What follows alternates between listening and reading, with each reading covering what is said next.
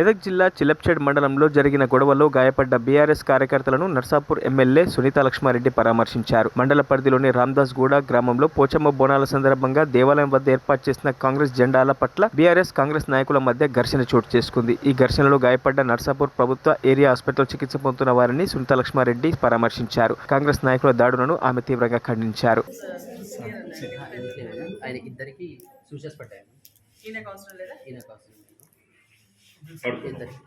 ఈయనకి ఒక ఆయనకి లిప్ ఇంజరీ ఉంది.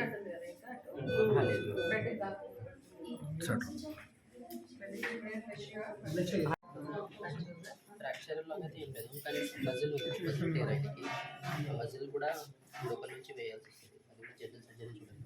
మన దగ్గర మార్నింగ్ వస్తుంది ట్యూస్డే మరి ఇద్దరిని వాళ్ళకైతే సిటీ మరి అడ్వైస్ చేసుకోండి. ప్రోటోకాల్ ప్రకారం అవసరం లేదు జనరల్గా ఏమైంది అంటే లిప్పు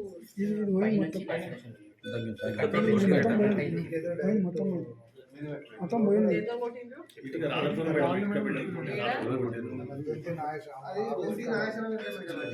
మన రంగోడ గ్రామ